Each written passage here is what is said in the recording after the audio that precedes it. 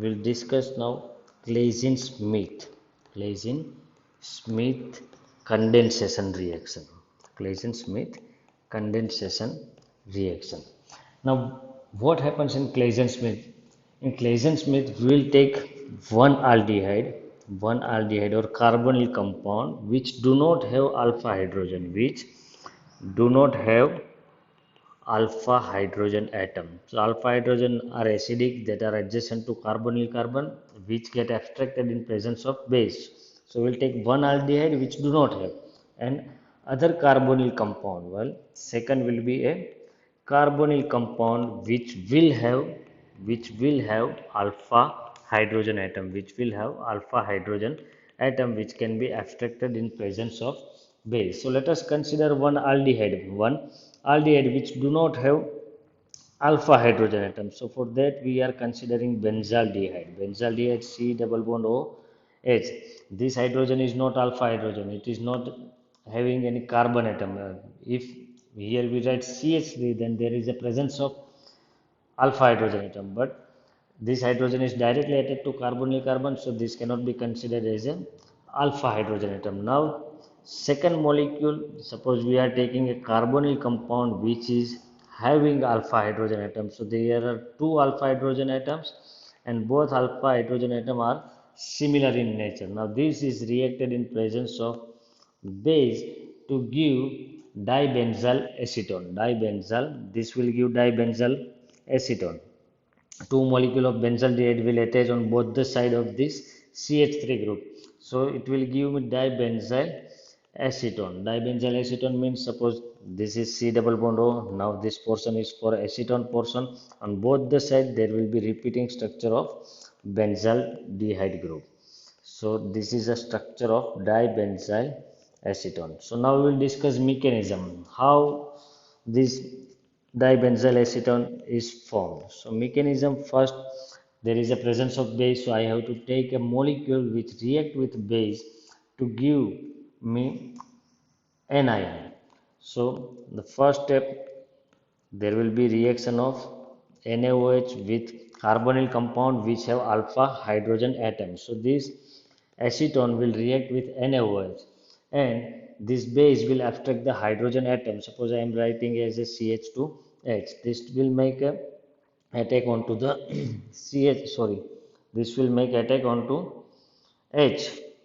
This hydrogen atom will be abstracted and electron density will move towards the adjacent atom, carbon atom to carbonyl group, that is CH3 C double bond O CH2 minus. So first step, there is a formation of carbon ion. Now this carbon ion will react with a benzaldehyde. For simplicity I am writing PHC double bond OH instead of aromatic ring.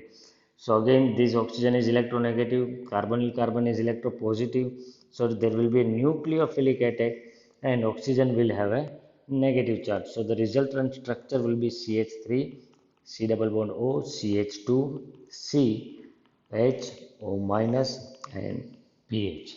Now what happened in the next step? See, there is a O minus negative charge oxyanion. So oxyanion can attract the hydrogen atom. So next step will be protonation. So H plus, that will be already H plus from a water molecule. So the resultant structure will be CH3 C double bond O CH2 C H. O will have proton OH and pH. Now next step will be, see, when there is a presence of OH group and if there is a presence of hydrogen atom on the beta, or we can say adjacent position, then there will be a chances of beta elimination. There is a chances of beta elimination and there will be formation of double bond. So here we can see there is a presence of adjacent hydrogen atom. So I am rewriting this as a H on the upper side.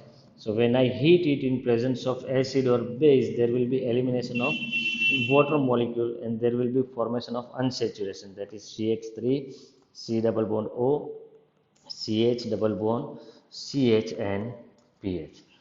Now on one side I am having the group from benzaldehyde.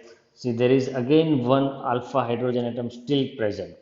So in presence of excess of base, this will react again and the mechanism will repeat. So there will be formation of carbanion CH2 minus C double bond O, CH double bond CH and PH.